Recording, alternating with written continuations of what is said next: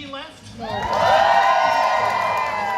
We're in the home stretch, but we're feeling good. Let's get this thing started. He frolicked in the Blue Lagoon, rode with the band, and then acted on Another World. Then he became a White Lighter, an Elder, an Avatar, and a Mortal. Leo's here, Brian Krause.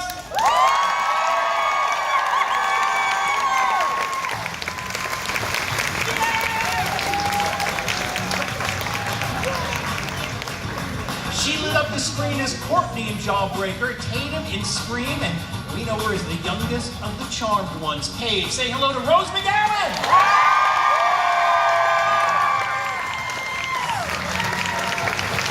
Before she made her way to Charm, she spent 4 seasons as Tom Skerritt's daughter, Kimberly Brock, on Picket Fences.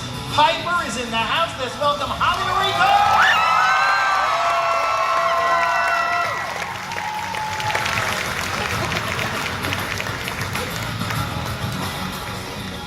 They gotta separate us now. Stay wild. Yeah, I'm the mediator. Yeah, she's our marital. You gotta keep it separated.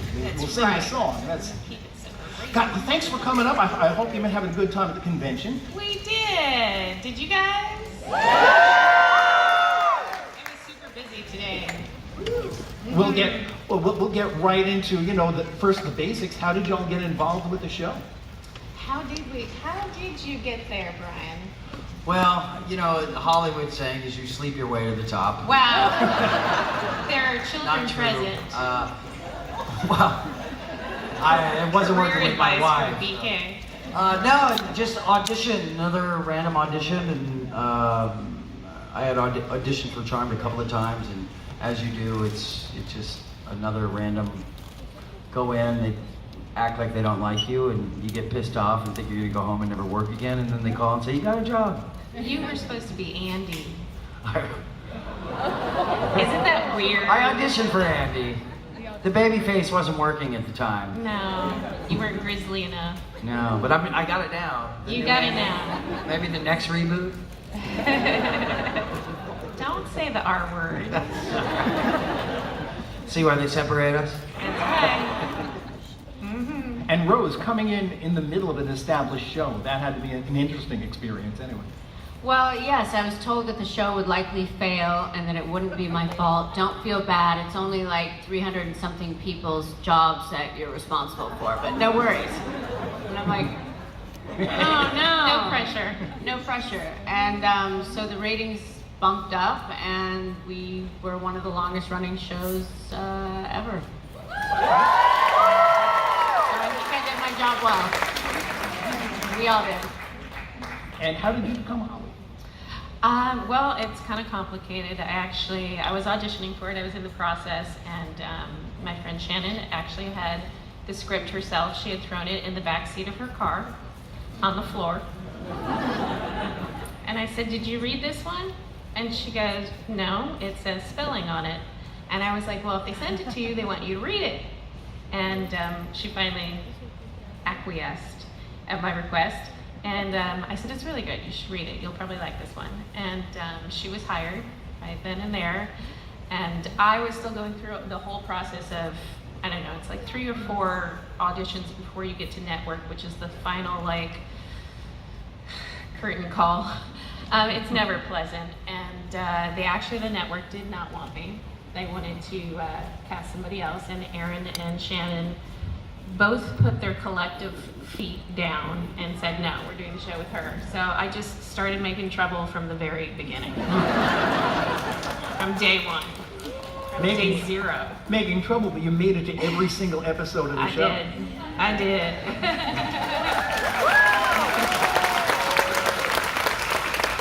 The show was an instant hit, wasn't it? I mean, after 2 episodes, you were renewed. Yeah, which was not typical. Usually they make you suffer through at least 6 or 12 before they pick you up.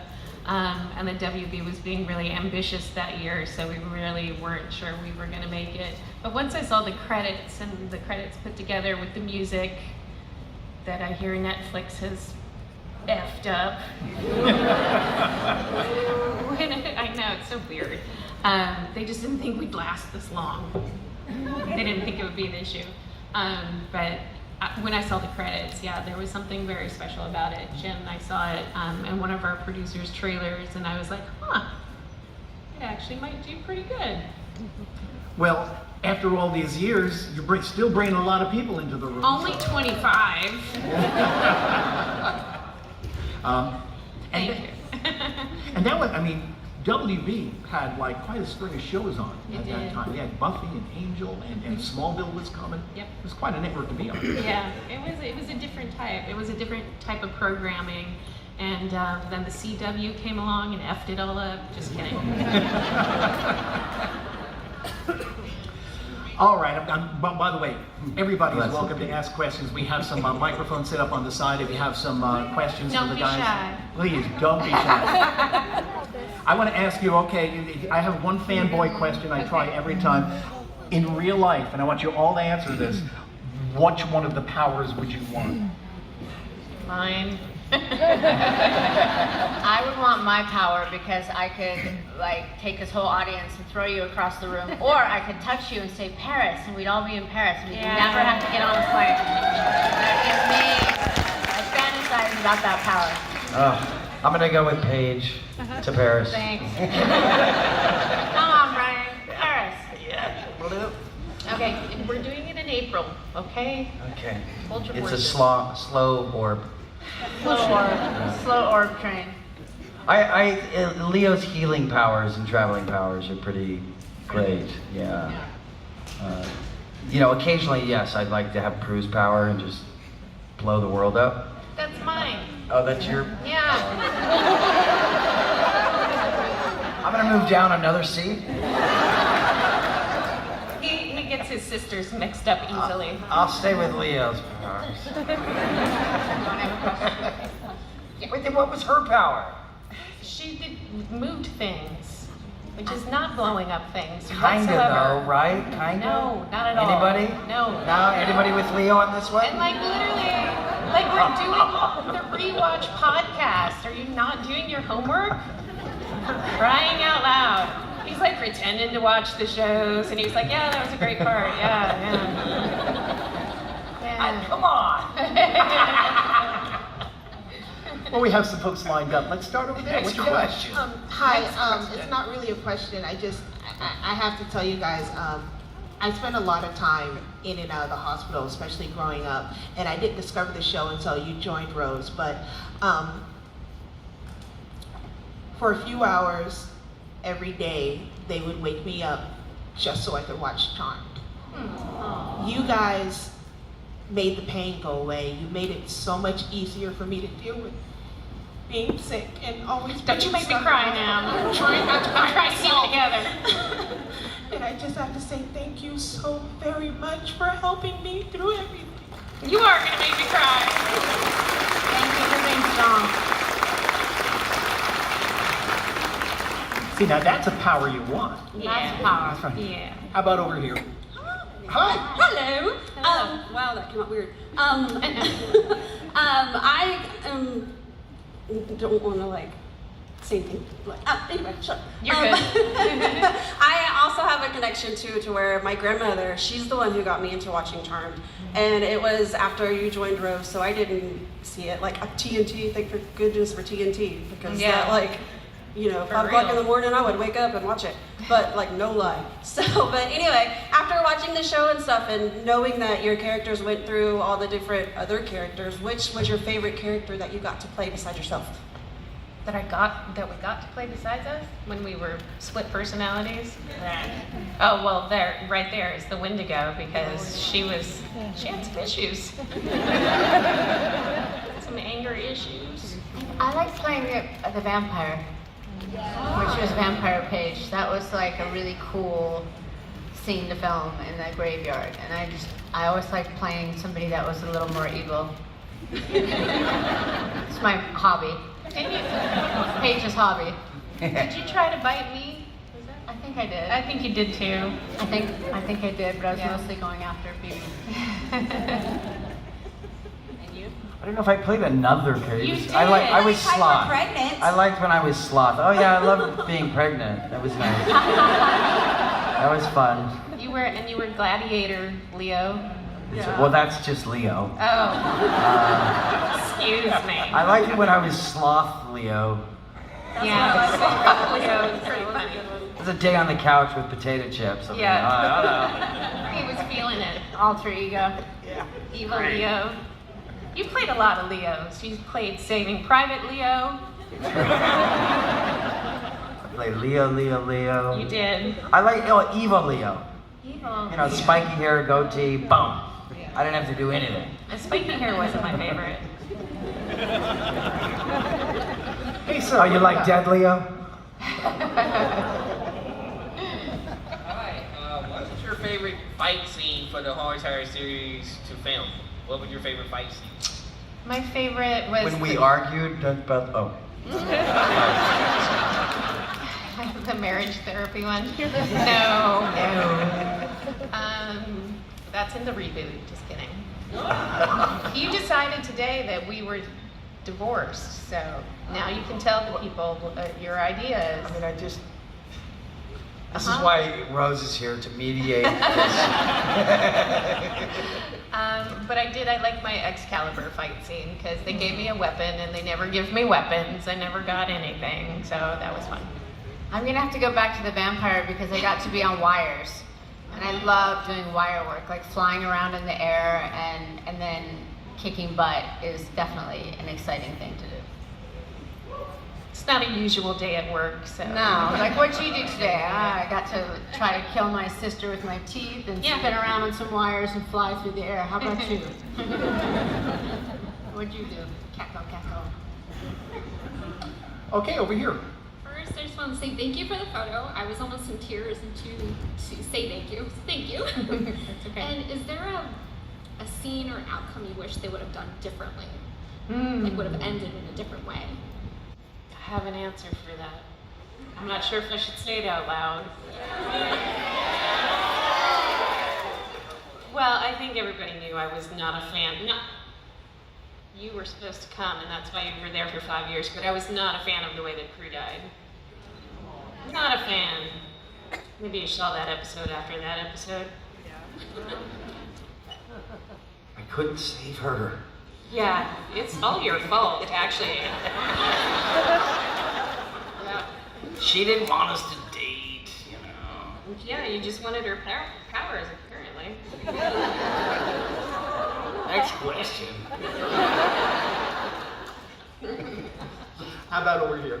I feel like I'm copying everybody else, but what is your favorite episode that you got to film?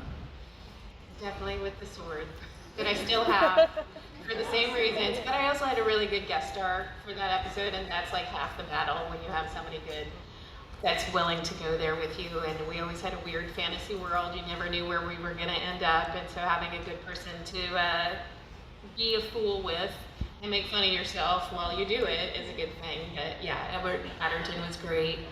I like Brain Drain too, the one in the mental hospital. Yeah. That was appropriate. I liked a page from the past when I got to go back in time and be like 16 and meet my real parent or my adoptive parents. Yeah. And I wore a retainer and it was really, it was a really emotional scene when the explosion in the car blew up and that was, I also loved it. I don't know the name of the episode, but when I got to go back into like the 1930s and it was in black and white. I love that episode. It's noir. Oh, Charm Noir. I should Charm know Noir. this. I know that. Charm Noir. Thank you. Whatever episode had Leo in the title. It was like, yes, one for me. Yeah. There was quite a few. Saving Private Leo. It's the episode I became a regular on the show. And they came and told me that they were going to develop my storyline and make it more part of the show. And so it just kind of holds a special spot for me. It's, you know, becoming a part of the family. Yeah. That and when we, argued and fought. And I fell in love and I died. And she cried. Actually, I saved you. Yep, that was me. Well done. Another day you were on the couch. Potato chips. Okay, sorry. Okay, so first of all, thank you guys for making it okay for me to be weird as a child. We can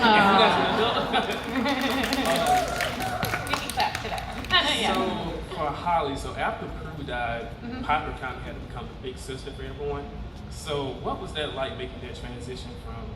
Because Piper was kind of like the quiet character until Prue died, and she had to become like the main character. What was it like transitioning to that, especially the scene when she goes to Prue's grave and like has a breakdown? That was the one I was talking about. Yeah. You know, it was a gift to have a character for 8 years because I got to grow with her. And she became a mom actually the year before I became a mom, so that's why Brian got to hold the babies a lot, because I was like, I don't know how to do these things. So we progressed together, and it was a good thing for me as an actor, because to grow with a character like that is not typical. You know, they cancel things so quickly these days, so it was a gift. Thank you. Thank you. All right. How about over here? So first, I just want to say thank you guys so much for being part of Charmed and being part, like, my mom watched Charmed when I was growing up, so I only like to watch the episodes, you know, where Leo and Piper had kids because they were kids and I could relate. Right. But when I was growing up, my mom had P3 plus me as her email address. Oh my gosh. I'm the proud owner of P3 plus me too, because like I started watching Charmed after my mom passed, and it's something that though she's not here, like I watch the episodes and like Holly, like looking at you, I'm just like, God, I feel like you give the best mom hugs. Like, I just get that vibe. But my question is, I know Charmed was like groundbreaking at the time, especially being a female-led show at a time that there wasn't a lot of that. And I know there was controversy because they like tried to make you guys wear outfits that were more revealing and things like that. But did you guys find a way to put like a feminist spin on it, even just in your own heads, or do you like see the feminist in the show? We didn't do it by design. We just did it because that's who we were as people and personalities, and we were all very different and very individual and very opinionated, and so it just kind of came out that way. And I think also just the, first of all, that's a beautiful memory about you and your mom, and it's been an honor to be woven into the fabric of so many families' lives and stories. So thank you, all of you. That makes me cry. Great question. But I don't remember the question. Did we do it on purpose? Did we do it on purpose? I would say we were very strong women individually, and I think that bled through in our own ethics, you know, came through the characters no matter what, no matter how they dressed us maybe, or the outfit of the week, you know, we prevailed. Sorry, Brian, that doesn't really go to you, but what's it like working with all these strong, hot women, like? But you know, I definitely have seen quite an opinion and a thought about that these days, and you know, it's something I've always said is that, you know, our Charmed ones, you know, people wonder, oh, this, and it's like, you know, individually they are strong women who kind of overcame an industry at a time that was very difficult for them to climb to. So to become a star of a show was very highly unusual, and for them to stand up and make it last and put their talents forth and their personality is something that, you know, not a lot of people in the history of television have been able to do. And you know, it's kudos to these girls for, you know, daring to be themselves. Thank you guys again. All right, over here. Brian, I want to tell you, when I was 12, I decided that I was going to name my kids Leo and Wyatt. Leo just turned 8. Where is he? Leo! He would not like a crowd this size. But my question is, did you ever have any stunts go wrong? Yeah, our girls got thrown around a lot. You know, they got hit by cars more than once, and you know, stuff like that. Nothing really. I mean, I just got tired of landing on my backside all the time. I was like, I will fall any which way else. I'll fall on my face, just not the back, not the back. But no, we had a really great stunt team that was really talented. Really careful. Yeah. And considerate. Yeah. I did one episode with Julian McMahon, Cole Balthazar, and I had to like fight him and go across the floor with like broken glass in my knees, and there's always, you get hurt. You get hurt a little bit, but not a lot bit on that show. Yeah. They were very careful. But we also got to do really fun stuff like get thrown into mattresses and get dumped into dumpsters and jump from second-story windows. And that was part of the fun of it, is that you had a day where like you could do comedy in the morning, a drama scene in the afternoon, and maybe before evening you're flying through the air again. You know, so that's the rarity, and I think that's also on the other side of it what viewers saw as part of having all those things in one show, which is very unusual. And then the family love. Leo. You escaped. Leo. No, I never got her. One time we were doing sword thing in one of them, and the sword had come down on my finger. Had it been sharp, it probably would have cut my finger off, but it left kind of a bruise, and I was, you know, it's kind of something you wear, like, it's like, you know, the stunt guys are like, dude, Finger bruise. you went left, you were supposed to go right, that's your fault. And I'm like, no, look, I'm a stunt guy. I know you're kind of bad at it. Yeah, but they were great. Okay, how about over here? Question is, what were your favorite lines? I saw somebody made a t-shirt that said, "Kiss this." It was a bad word, okay? Don't say it, but it was funny. It was a tough line to deliver at the time, but people seemed to like it. I don't remember my lines specifically. You don't? No, not specifically. I don't remember. Not the power of 3 will set us free. Well, there's always the power of 3 will set us free. Come on, come through, power of 3. Blessed be everybody. Things are said, I'll check with the elders. He was always checking with Checking with. Okay, let's go over here. Hi. Hi. Well, they pretty much took all my questions. But, Oh, that's okay. So when can we warp to Paris? April 1st. Okay. April Fool's Day, yep. Okay, so I got another question then. My favorite season was when they had the magic school. Was my favorite. I wonder, I know Rose came right in the middle of season 4, but which season was you guys' favorite if you were to pick a season? This question gets me in trouble. I really like season 3, obviously not because she died, but then I can't say season 4 because she died, so then I just go with season 5. I like season 5. Okay. Agreed. I like 6 too. The red hair was good. The red hair was good. It was, I like that. Agreed. That's pretty good. Season 2. I know, weird, but that's when Saving Private Leo. It's when I became a regular on the show, and it's not for anything, stories or anything, just that I kind of became part of the family. So. Wasn't that also a season where you had to fight Piper with? When I died. No, with the next door neighbor, you know. Remember, so there was this. I didn't watch that season yet. I don't know if you listen to the podcast. Okay, I got my season mixed up. You probably shouldn't watch it. Oh, no. He's very handsome. Is there a lot of Neighbor Dan in that one? A lot of Neighbor Dan. Yeah, too much. Yeah. I like season 3 when Neighbor Dan wasn't there. Okay, thank you. Thank you. Thank you. Okay, over here. Okay, first I'm going to say I'm sorry if I mess this up. My heart's beating really fast. You're fine. I just want to thank you all first for doing this, coming here and meeting all of us. It means a lot. I got my picture done with you all yesterday, and I'm going to treasure that for the rest of my life. Thank you. So thank you all so much for that. Thank you. Okay, so my question, y'all might not know the answer to it, but Probably not. I noticed throughout all the seasons there was pictures of hot air balloons, like throughout the house, and there was one that was on the refrigerator throughout the whole show. So I was just kind of wondering if y'all knew the story behind that, why they were there. I don't know. Hot air balloons? Yeah. Yeah, they. Yeah, they had weird. Sometimes like. You really like the wicker furniture. I know where you're going with this. Furniture. I mean, I got very confused sometimes. I was like, these are young women. Why do they have wicker furniture? It blew up, but it came back again. Again. Yeah.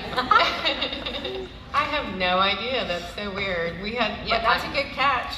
It's I'll probably add it to my list. yeah. It's of probably things like that I a don't prop understand. department joke of some sort that we're unaware of. Yeah, they made inside jokes with each other, the departments. Okay, well, if y'all ever find out, I'll watch the podcast. Now I'm gonna have to find Keep me out. Think of updated. you.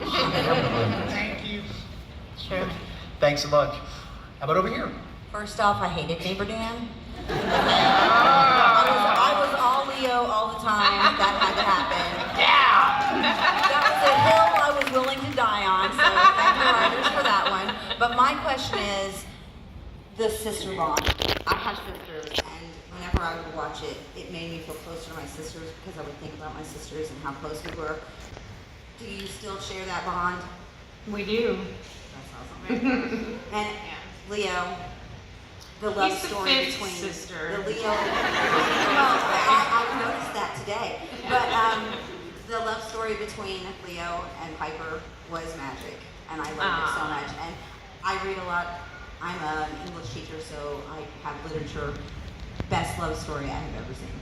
Oh. You were a really good actor, BK. You were really good. You're a great kisser. Give the people what they want to hear, Holly. She's great. I see you blushing. All right, how about over here? Oh, hi. I just wanted to say thank you all so much for being here. Like a lot of the people that have already said, this was like a morning tradition with my mom. You know, waking up before going to school, we would watch the 2 episodes that came back to back on TNT each morning. So that's a fond memory I have with her. And I really enjoyed the sisterhood that y'all had in the show. I was able to live vicariously through y'all because I don't have a close relationship with my sister, so it was really touching and warming to see y'all acting so well. I would be crying with y'all. Like y'all are, it was just an amazing show, and now it's my comfort show as an adult. But my question is, being on the show for so long, you know, it's a fantasy show. Did any of the storylines or the demons or the magic seep into your dreams? Did you ever, could you use your powers in your dreams? And how did the show seep into your real life? They didn't let us sleep a lot, so we didn't dream a lot. No, that's not true. There were union laws. We did sleep sometimes, but I mean, Julian was always a handful to work with, so he probably seeped into the subconscious there quite a bit. Mine was spent mostly on air. If I had to fly anywhere, I would spend the first 5 minutes of the flight fantasizing about Paige's power and why I was so mad that I didn't have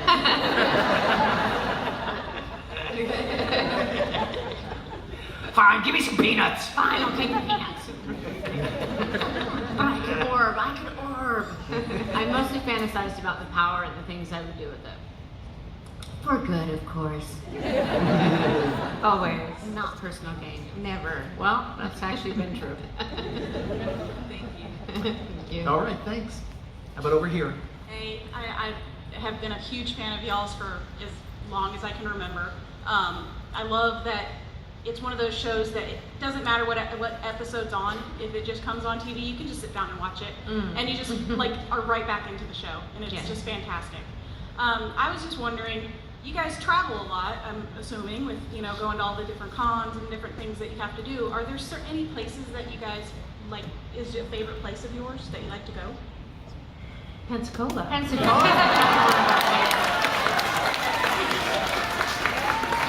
This is our first time, and so we were really impressed. It was a really cool show. It's lovely here. Not just saying that because there's a microphone in my face either. No. But no, we've been really fortunate. We get to go all over the world. Even still, I think in October, November of this year, we end up in New Zealand. So like we really do get to go everywhere. Yeah. Yeah, it is. All right, let's go over here. All right, so like others, my mom and I have had a special bond since I was really young, and it's my connection with her, even though she's sick and I don't get to see her as much anymore. And with that connection, I was wondering, do any of you have connections with your parents and things you rewatch with them or have memories with them? I had teenage parents. They were also a handful. I grew up in a hippie commune without TV.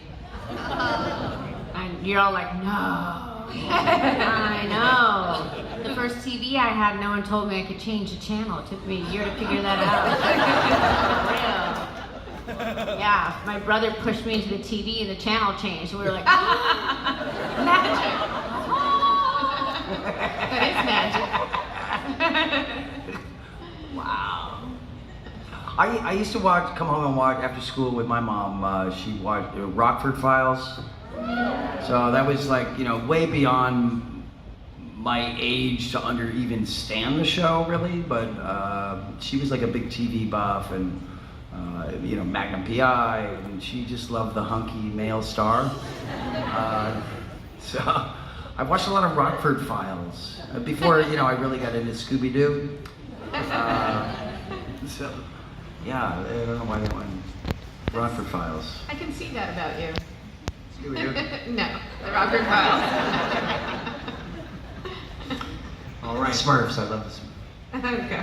How about over here? Again, I'm going to say what everybody else says. Thank you for coming to Pensacola. We love having you here. We hope you come back. Thank you. Huge fan, and obvious reasons. You're going to be stuck with the Charm fans for the rest of your life. So I'm sorry. Mostly, I wanted to ask your perspective because you're, again, my childhood / semi-regular heroes.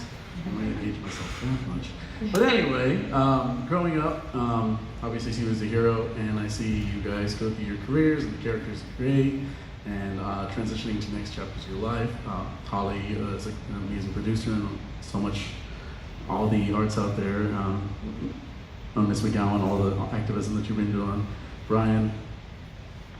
Whatever I do. Your social media is quieter. Way right? to stay out of the spotlight, kid. No, seriously, we're all thankful as our heroes. But as I transition to my next stage in my career, and I consider seeing how, you all with your careers, what kind of advice do you have for somebody moving into that next stage of their career, going from like a career actress or a career, actor to whatever your next stage is for you? What kind of advice do you have for somebody moving into the next chapter? Well, I would definitely say the same thing as I would say about acting, is that you have to believe in yourself, because a lot of people are going to tell you no. Okay. So that's pretty much the first and most foremost thing. But also, it's nice to have a job that you love.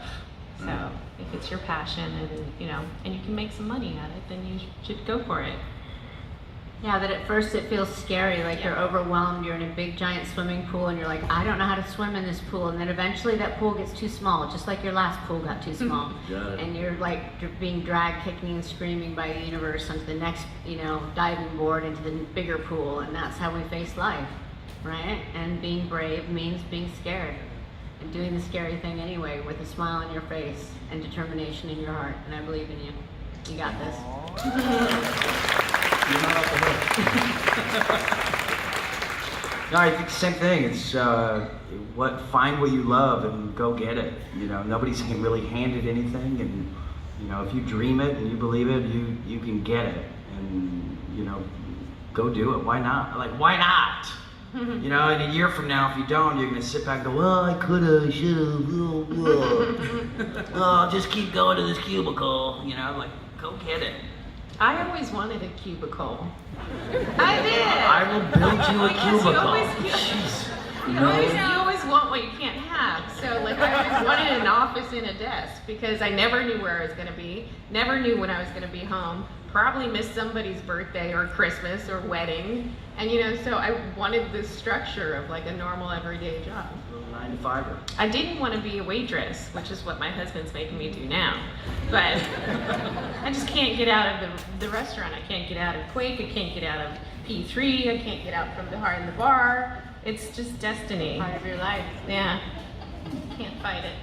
Can't fight the powers that be. Blessed be. All right, thanks so much. Thank you. Okay, over here.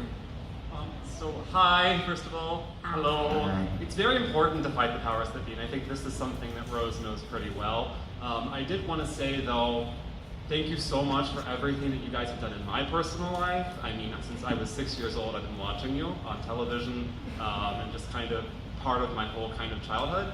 My question for each of you, if you don't mind, I mean, kind of going down the line. What part, if any, part of your character as they're written do you most identify with? Do you find that kind of connection that enabled you to bring them to life in a way that they're still talking about it here in Pensacola, Florida, all these years later? I asked this also, by the way, Holly, you mentioned about Excalibur. I study medieval history and literature. This episode remains one of my favorites, even all of these years later. And Rose, your depiction of the evil queen, if you remember this, The is green. so fantastic. Thank you. Good. Well, I think what I learned from Piper actually was her commitment to family. Like I said, I was an only child. The teenage parents is a whole nother chapter of my book. But, no, just kidding, not writing a book. Just kidding. But her commitment to family and, like I said, I started having my sons during the show, and so that became a very big part of my life, as they are. And they are everything. For Paige, I would say her service to humanity and humans, asking for nothing in return. I would say I resonated with that, not for personal gain, but because you can and because you should.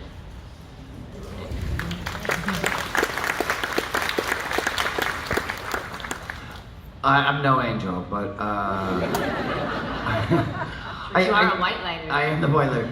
I think with Leo it was and very much why I liked playing Leo is I was a young dad at the time, and it was, I think what resonated the most is do the right thing and the best outcome will prevail. Always do the moral thing, and it's kind of what I was always insisting the girls do. This is right, and, the best will happen. And it's kind of as a father what I've tried to pass on, and I guess a lot of what I am, even though I don't follow it. I do, and I guess that's what, and you go to great lengths to be with the one you love, and I've chased a lot of tornadoes. Yes, he has. But I think I'm just into that idea of having this fantasy of great love, and even though I've tried to find it in the wrong people, I think it exists, and I think that was the beauty with Leo and Piper is that we can kind of play out that fantasy of never ending, I will die for you kind of love, and it's rare in the world, and so at least I got it on TV. Right? Mm-hmm. You did. You got your TV marriage right. Okay, thanks. We're just about out of time, but we're going to go a little bit over time because we started a little late, if that's okay with you. All right, let's go over here. I've got a two-parter, one for just Rose. Okay. But make it quick because we're very short on time. Okay.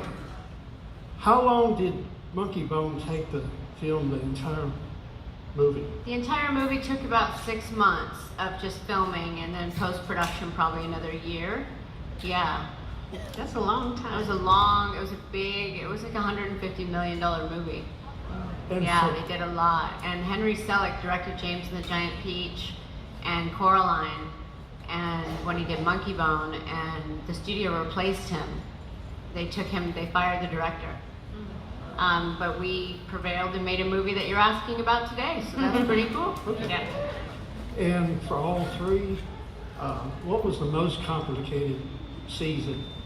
Most complicated. Of Trying to cry. Always difficult. Any sort of scene where you have to be super emotional.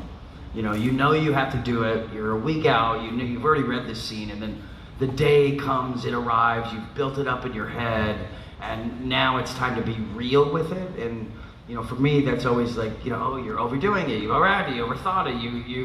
You've created it before it's created. So that's always putting your energy on the other actor and allowing them to push you is, what Holly made it easy. But crying and emotional things were always my difficult. I don't like emotions.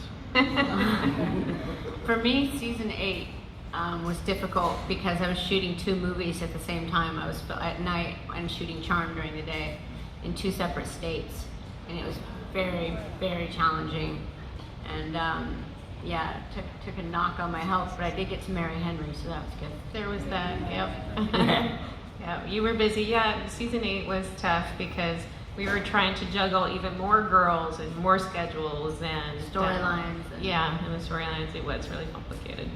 But we had a good ending. We had a great ending. Yeah. Were you all satisfied with the way the show ended? Yeah, we actually sort of, we got together and we talked about what we wanted our characters to be and how we wanted them to end up, and we rewrote a few things ourselves, and we were really happy with it. Okay. Let's get a few more over here. I just want to say thank you guys. Growing up, I grew up gay in church. I felt a little bit indifferent with the things that I liked, and what I took from the show was that even though you're different or weird, whatever, you still have the power to change the world. You can be a powerful person still. That's right. I love you guys, and thank you so much. Today's been an awesome, wonderful day. Yay. And my question to you guys is, of all the bands that guest starred in Charmed, what was your favorite? I mean, that's a tough one, but there's Pat Benatar.